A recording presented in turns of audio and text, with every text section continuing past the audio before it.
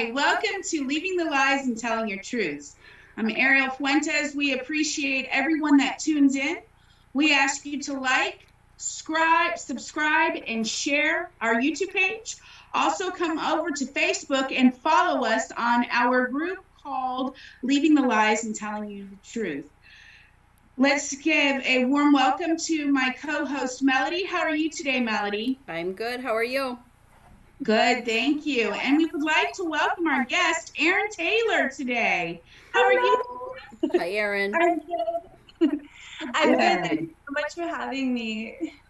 Oh, it's our pleasure. Now, remember, we're just friends talking amongst friends.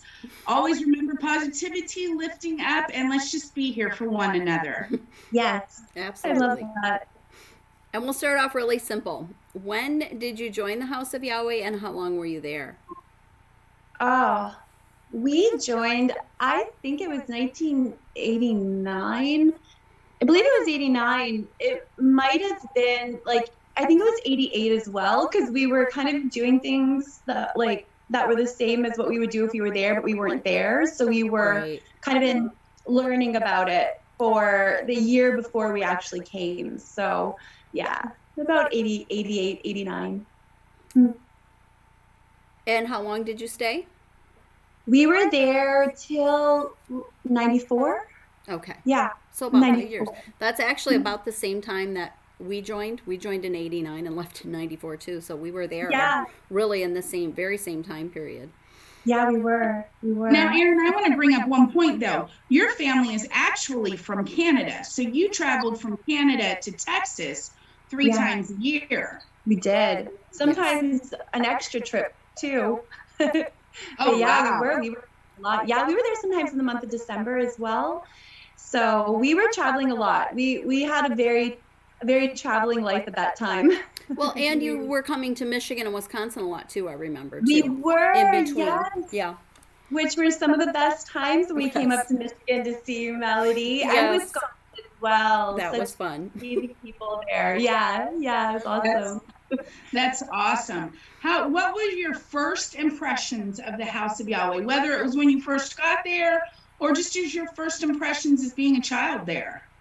Oh my goodness, it's so funny. I don't even know if this is going to sound terrible to say, but my dad would talk to us about it for that probably a year before we actually arrived at a feast. And it sounded so like, I thought that we were going to Texas to show up at this place that I didn't know what it was yet. I thought we were there was going to be the gates of heaven were going to open. There was going to be smoke and clouds, and I don't know what I was expecting, but when we got there, it was actually very humbling. I was like, oh, because we were at T&P Lane. It wasn't even Eula yet. We were in Abilene. Yep. And so it was overwhelming at first, I have to say. But that was very quickly kind of dispersed because everyone was so awesome. I can't say how amazing I met. So it was probably a couple days of being a little overwhelmed. Who are these people? And it's kind of dirty here. There's a lot of red dust, and not that everyone was dirty, but the place itself seemed kind of we're like, oh my God, what is this place? You're expecting something else. Yeah. And then you arrive and you're like, wow, this is kind of different than I expected. But then you start to meet these people that you're like, I love these people. I want to come here constantly. As a matter of fact, you arrive at the beginning with a feeling where am I? What is this? And then you leave crying. You're like, I don't want to leave. I want to live here. This is amazing. It's the best place ever because there are so many great people there. So anyway, my first impressions were kind of overwhelmed. What is this? And then it kind of switched to, this is lovely. This is great. This is community. It felt good. I can remember feeling a shower room. What does that mean? A shower room? Yes. With people? Yeah. Yes. I remember that. Oh yeah. Sure. That was terrifying. First impressions were not. Really bring myself to a place where I could go into that shower room and be okay. It was humbling. The first impressions are very humbling because you walk in and it's not exactly what you expect to find. Yeah, a lot more simple. Erin, we know yes, that you married. Very simple. We know that you did not marry in the House of Yahweh, but we know that you married an ex-member of the House of Yahweh after you had both left. Do you think that both being ex-members of the House of Yahweh affected your marriage? And if so, how? How did it affect my marriage? So I feel like when we first connected, because he had left separately than when I had left. I was there for a couple more years after him. And I know that he had felt guilty about leaving. And when I left, I was a teenager and I didn't have a lot of friends. I was homeschooled and all my friend groups were in the House of Yahweh, and you weren't allowed to talk to them anymore. No one would talk to you if you were excommunicated. I don't think we were excommunicated. My dad may have got a letter. I'm not actually sure, but I think we left of our own accord, which we definitely did. But once you leave and you're out in the world, it's very daunting, and you're like, what do I do now? Like, this has been my life for a long time. It's what I've grown up with. I don't really know now where to go with this. And so you connect with people, right? So I connected with him on that basis that we had something in common. And even though we had left, we were still doing the same things. We were still keeping Sabbath. We were still kind of acknowledging the same rituals and not doing the worldly things. And so it was very nice to come in with somebody who also knew that and also had those experiences that I had had, and they were understanding, and there was a great connection in that. But the connection was false in the way that we were connecting to something that we were also moving away from. Do you know what I mean? Like, it felt good in the moment. This is familiar to me, so this is where I feel like I need to be.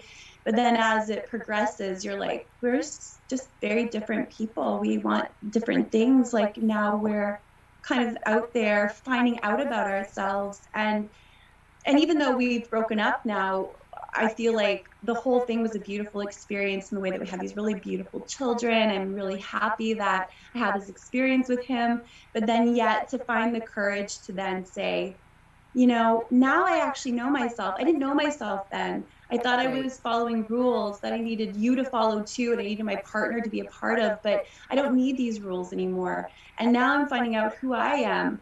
And there's something really beautiful, I think, in that, in just kind of recreating yourself. And I love the way you worded that. That's perfect. That's perfect. Yeah. I love that.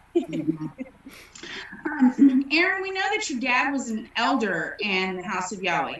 Do you think that had any effect on your overall experience? Do you think that maybe people looked at you in a different way or treated you in a different way because he was an elder? I think at the time it was really nice to have my dad be an elder and to be who he was, because my dad also was very wise. I really consider my dad a very wise person, and so I loved having that. As far as I was concerned, I didn't feel like I was treated differently so much. I feel like everybody there pretty much had a certain type of rapport. I don't think I was treated differently, although in a sense, I do feel like I was protected a little bit around my dad, because he was wise and he was a very strong man, and he wasn't going to kind of yield. You know what I mean? He would believe the things that he felt were important, or that he believed coincided with who he was, what he believed, his core, but he wasn't going to kind of yield. And in that way, I was protected. And so I did feel that, but I didn't feel like I was treated differently so much. I was also very young, so I was a teenager, and I was with my friends and mostly paying attention to that. So I'm just going to add that I agree. I think your dad was very wise too, and he was actually my favorite elder. Thank you, Melody. Thank you. I love your dad. Me, and your mom. Thank you. Yeah, They're the I was sweetest. just gonna say that. For me, the whole Taylor family was sunshine. I mean, oh yeah. I often wondered. I remember specifically thinking to myself, do they ever get angry? Do they ever? I mean, they're Canadian, They're so nice. Yes, they are always so nice. Yes. Oh, thank you. I love you, Mom and Dad. Thank you. Thank you so much. Yeah, no, they were My parents are very, they are. I mean, don't mean to be past tense. They're great people. They're, and we do get mad, of course, but we're always sorry because we live in Canada. So we're always very sorry. If you get mad, you're sorry about it. We're sorry. I love it. Love it. Um, I love it. so, I don't want this question to offend you, Erin, but I think there is some importance to it. So, we know that your family was one of the few families that had money when we were in the House of Yahweh. And I'm just, the reason I'm asking the question is because I wonder if you think that that affected your experience or even your family's personal experience. And if you think that affected your experience or if you think you were treated differently because of that, could you kind of explain that? Yeah. Okay, let me try to do this really kindly because I didn't feel any like, I think what I mostly felt was, and it's kind of weird, what goes on inside somebody that, you're not really realizing. I think at the time, and I think I carry it with me today too, is that I felt a little almost ashamed because I had more than others. And I think I tried to downplay that. I never like slept in my parents' motorhome where everybody else was kind of in tent. There was other people with trailers and stuff, but or even homes, but I would always sleep in a tent. I would always try to really downplay that. I really wanted to be kind of in unison with everybody else. I didn't want to feel different in that way, even though it was a privilege. It was amazing that we had that. I also felt a little bit of shame towards it because this is a place where there are people who are so beautiful, amazing, just kind-hearted. Like I had like my some of my best friendships. I have very amazing friendships now as well out in the world, but there it was like I had such beautiful friendships that I had experienced for the first time in my life. And I didn't want to feel different. I didn't want to feel like I was had something more than anybody else. I wanted to kind of feel the same as everybody else. So I don't know if that answers the question, but nobody made me feel different. I think my dad had a couple experiences. I know he did towards that, but I was a child, so it didn't affect me as much as it affected my dad or my mom. For me, I just really wanted to be the same.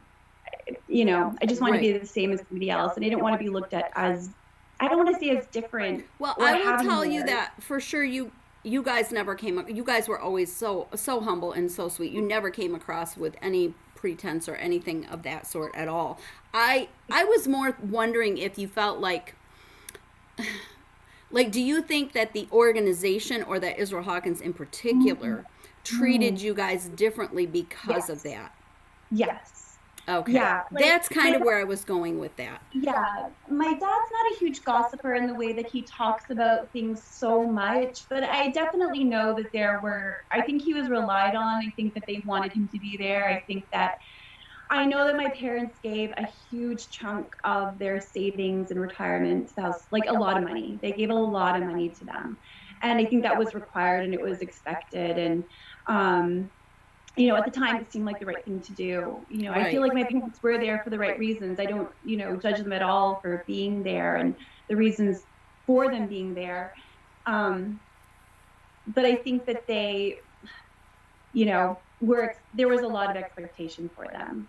I do believe that. And that's kind of secondhand information. But as far as I can tell, it's been a while since we've left. And my dad doesn't really talk about it so much anymore. So I'm just kind of going by what I can remember. Yeah. But yeah, there was an expectation there for sure. Yeah. Well, I'm going to go off script a little bit, Mel. You do that. Yeah. And Erin, if you don't want to answer this, we'll just skip right over it. That's okay. When you guys left, you actually were with the Great Falling Away, and it came out right as the teaching of multiple marriage came out. Mm-hmm. And I know that the elders and their wives were informed first in a meeting. Yeah. Did your parents discuss that meeting with you? Was it just we're leaving? Yeah, and honestly, I should have talked. I kind of forgot about the meeting. I should have talked to my mom about it before, because my mom had a lot to say about it at the time, and I do remember her kind of about it back then. But we haven't talked about it in so long that I'm gonna try to remember. So there was a meeting with the elders and the elders' wives where they came out with the fact that polygamy was going to be a thing. And I just remember my mom, because I think my mom was a counselor as well. And so she had to counsel women to be okay with this. And I remember her saying, like, I'm not going to counsel women to say that this is okay. I'm not going to. I can't do it. I can't do it. I can't say to a woman who's crying in front of me about this that this is okay, that she needs to deal with it. She's like, I can't do it. And I think that there was, I don't know if you remember Autumn, because I think you were there too. Um, you were there. I don't know if anything was said, but I feel like she had this feeling that people were being unkind to her because she was having a hard time with it. Mm. And I know that there were some people who said unkind things to me about my parents underhandedly, that they were going to hell, and that's fine with them. Like, they were like, yeah, all these elders and their elders' wives who can't get around this, they're all going to hell. Well, good. Now we know who's not chosen. And I remember I was like, oh my God, like, I can't believe that this is a conversation that somebody is having with me right now about my parents, Right. And so it was after that meeting, though, and my mom and my dad, both of them, they were not into it. They were not into it. It was that meeting really caused us to leave. It was basically. I actually remember it quite well because your mom, I think she's your half sister. Your half sister, correct? Yeah. And it was a Louisiana elder's wife. They were known as the demure, quiet, sweet, kind elders' wives. That's what their little group was known as. They loved, happy with everybody. And I remember watching them during that meeting, and I remember when the potential other women came into the meeting, I remember watching their face. And it was that feast, your mother and I actually had to do a baptism counseling together. And I was so nervous about it because at that point, people already knew where I had stood on it because I had opened my mouth and gotten into a little trouble. And I knew that some things were said about me that weren't true. And right as I was leaving, your mother actually took my hand and she says, I want you to know that I think this is wrong. Really? Yes. And she said, and I want you to know that you're not alone. And that's all that was said. Autumn. Nothing else. It was just after that, it was like nothing was said, but I'll never forget that because, like I said, that specific group of women were, even though I was an elder's wife, they were what you had aspired to be. Yeah. Because of how they carried themselves, because of how they worshiped, because of how they worked with the entire congregation. So in my 19-year-old mind, for them to notice me and to think that, okay, maybe I'm not what I'm being told. Right. So yeah, I remember that meeting quite well. Isn't that so powerful to know that you're not alone and for somebody to say that to you? Oh, it's absolutely. the most powerful thing. I'm so happy she said that to you. I am too. I was thinking the same thing. True. It does not surprise me because that's just how your parents were. But yes, I love that. Yes. Thank you. Yeah, no, they were great. And, I think that it's so funny how, even if you look back in history, how we get so afraid of doing the wrong thing that we end up doing the wrong thing, especially for ourselves. That we're so afraid that we're going to offend somebody, that we're so afraid that we're going to, be wrong in the eyes of somebody, that therefore we kind of like neglect what is innately our soul, is to be kind and to take care of each other. We kind of neglect that in order to kind of bring in this, yes, I'm going to be right and I'm going to agree with you and I'm going to do the right thing. And, according to like the place that you're in. I don't mean according to your soul, but your soul always knows. Conformity. That's a great word. Yeah. Your soul always knows what's right. And so, yeah, I'm happy that I'm happy that somebody said that to you, Autumn, because it wasn't cool. And I think innately we know what's right and wrong. It's just hard to find it sometimes, We're so indoctrinated. Absolutely. So I'll go ahead and go one more time now so we can get back on track because I added a question if that's okay. Yeah, and did you see that you skipped a couple too? I don't know if you I noticed. did. I thought Okay. we'd pull them down. Okay. Got it. How do you think being involved in House Yahweh during your teenage years have affected you as an adult? Has it affected you at all being in your formative growth years being raised in the House of Yahweh? Absolutely. Yeah, for sure it did. Um, Let me think. So, because I was also homeschooled and I didn't have a lot of friendships or a lot of things outside of the House of Yahweh, it really kind of became my world. And so the friendships that I had there and the people that I knew and the belief systems themselves were like the core of who I was.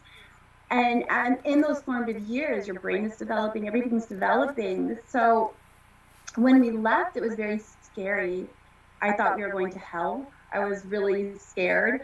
Um, and then it was kind of like this unfolding that happened along the way.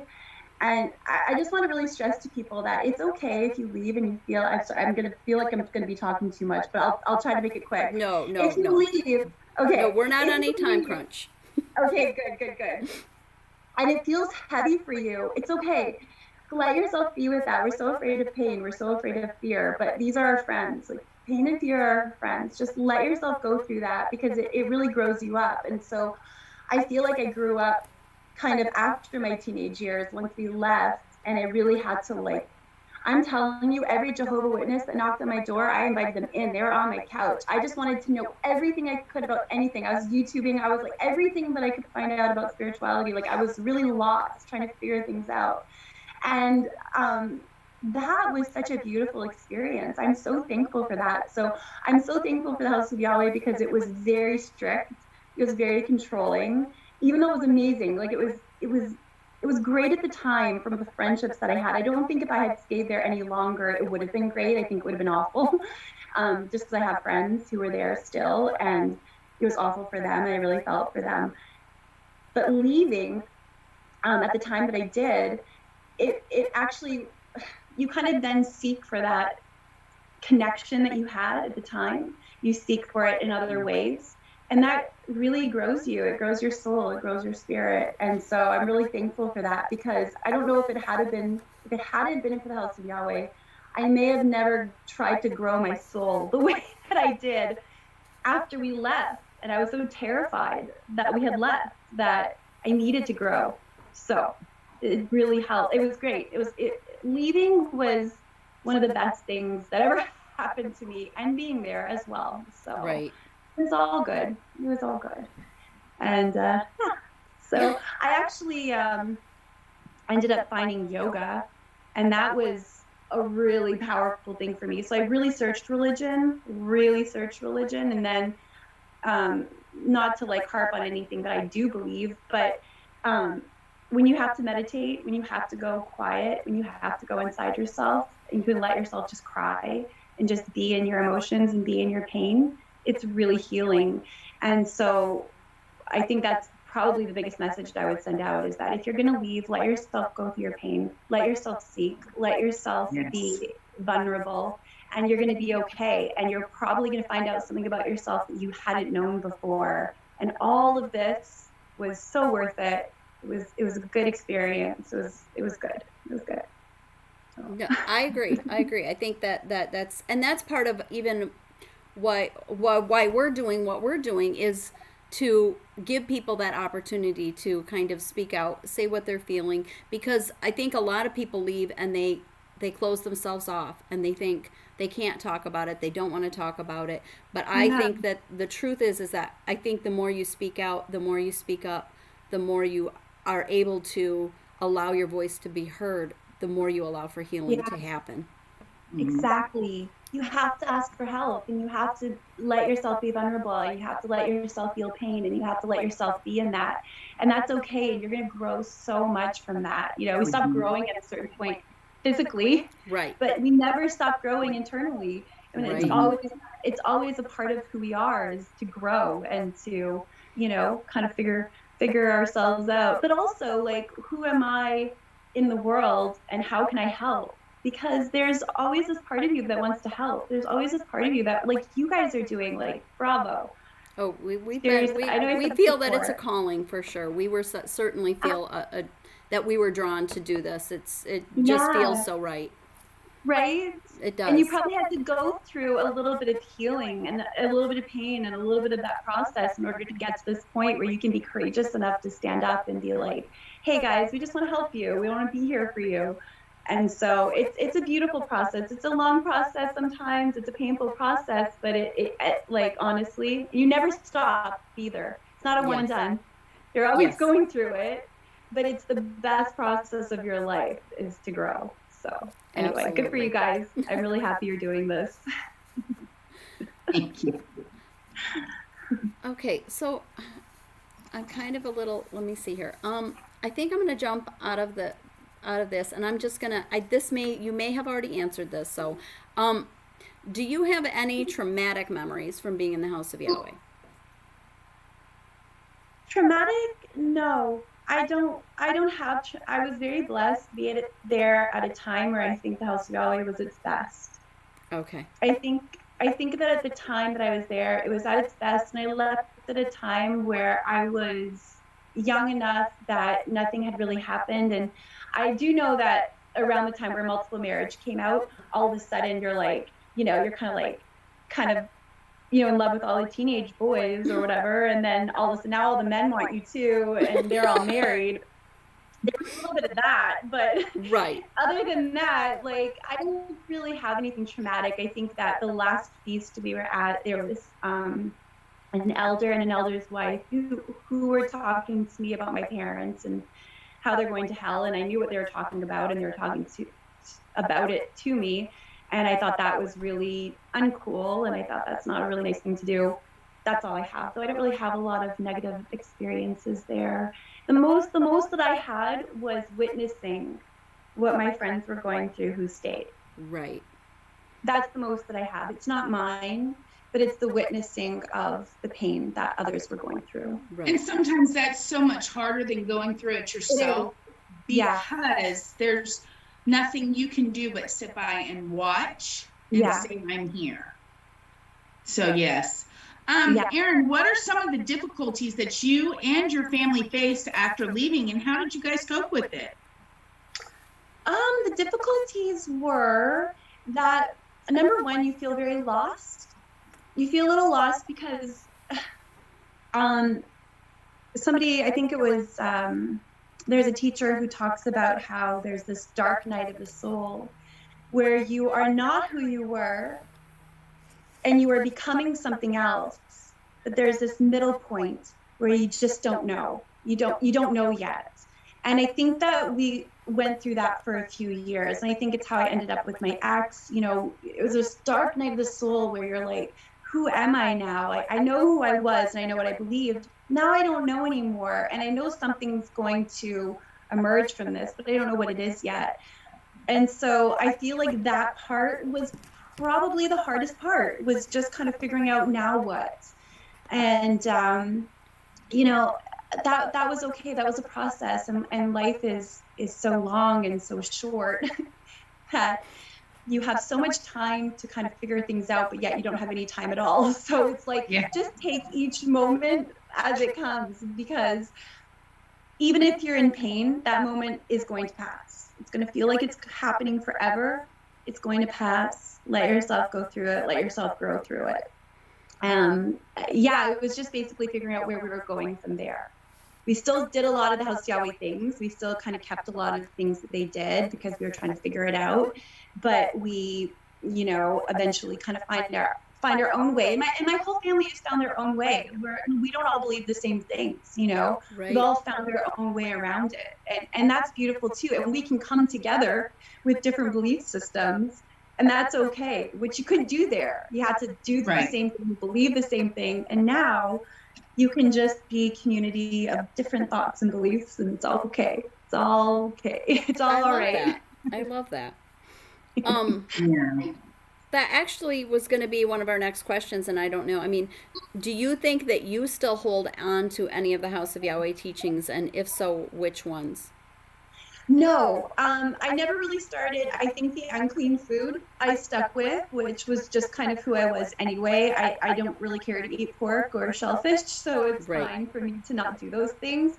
But no, I didn't really hold on to any of it. I think a lot of times in life we're taught what not to do rather than what to do. Right. And so I think when I was there, the beautiful people that I knew and the friendships that I made, I hold on to that as a lesson in how to be.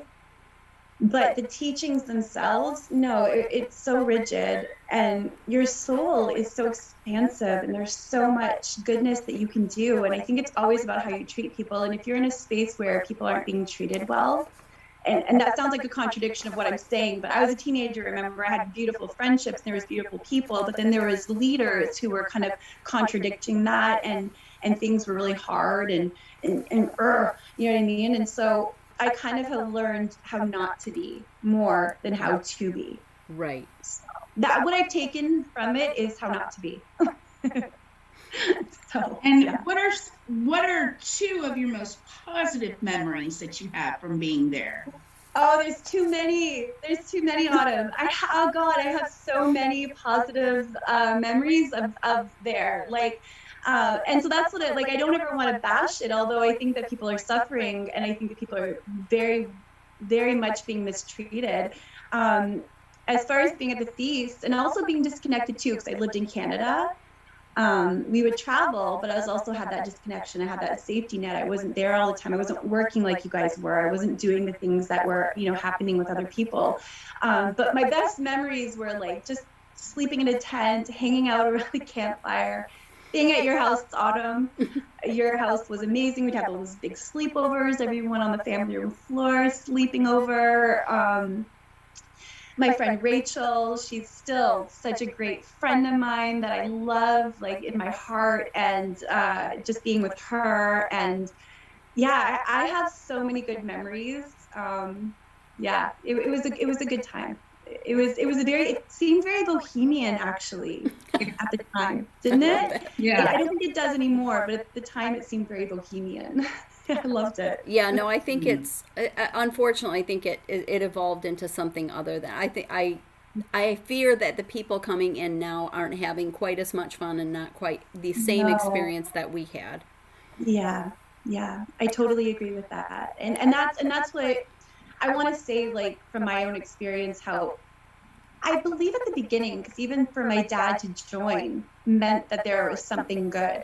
There is something that was loving. There is something that was pure about it at the time. It just kind of evolved into something else. And it's so funny how power corrupts, right? And I think as years went on, this power got corrupted and egos got inflamed, and the needs and the wants overruled the majority of the majority of the people, what's best for them. I think that started to rule. And I think at the beginning, it didn't feel like that. I think we were really blessed to be there at that time. I'm so thankful for my time there that I got to spend it where things were really good. And then also really thankful that I had the experience to witness what other people were going through, because it really awoke me to how power corrupts, and how you have to stay humble. You have to stay in a place where it's not just about what you need. It's always about, it is about what you need. It is, but not in a corrupt way, not in a selfish way. Right. You have to take care of your soul, but also, take care of the people around you.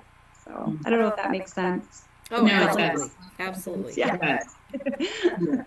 Okay, so we're down to like 4 minutes. So Oh my God, really? well, we can always listen. We can always do a part 2. That's where I'm going with this. Are we going to do a second part, Autumn, or do you think what do you think we should do here? You just have the one more question. I think Yeah. that should be good, right? I think so. Yeah, I think so. Do you have any words of advice for anyone that is still in the House of Yahweh or in another cult that might be having doubts or thinking about leaving? And you may have kind of already answered that in some of your other answers, so you can kind of expound a little bit. But basically, like, what I would say is that You're important. You're loved. You have divinity within you. Don't feel like you have to be a pawn in, I don't even want to say a pawn, so I want to be really careful with my words. You weren't born to, and it's religion too, right? So it's so hard. You were born for great things. You were born to do great things on the world, and you are important. And out of all of the ways that you could have not been here, like think about your ancestry, all of your relatives, everything that had to happen for you to be born, you were meant to be here and have a great life. And if you feel like you're being stifled and you're being controlled, I think that the Creator is all loving and wants us to be happy. And I think that the hell that we talk about that's beyond this world is actually the hell that we create in our own life.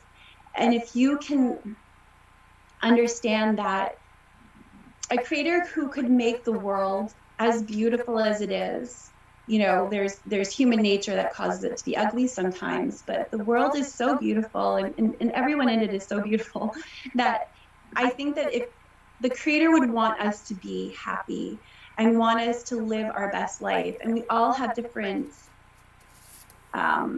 gifts to offer, and that's your purpose. Like, find your purpose, and know that it might be hard when you leave, and that's okay. It's also going to be beautiful. It's going to be hard sometimes. It's going to be beautiful. Let yourself cry. Let yourself go through pain. Let yourself ask for help. Know that you're worthy.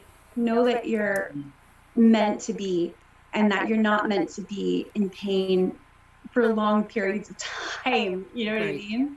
If it's raining there and it's never stopping, just look beyond that rain. It's not raining over there. You can get out of the rain. It's going to rain over there too, but not constantly. You're not going to be in constant rain. Just, you can get out of it, and you'll be okay. I love that. I love that. Yes. And it's raining constantly there. Even though I talked about how great it was at the time. We're talking about the 90s. Right. It's not the 90s anymore. It's not like it was. I've witnessed the pain of the other people there. It's raining there constantly. Let yourself step out of the rain. It feels good. It feels weird, then really good. Yes. The sun feels good. That was really well put. Thank you, Erin. Thank you. Yes, thank you so much for being with us today, Erin. We so appreciate it. And thank you, Ariel, for being my co-host, and everyone out there. Thank you for all of your love and support. Please like, share, and subscribe on our YouTube channel and our Facebook page. Thank you. Bye, ladies. Thanks, guys.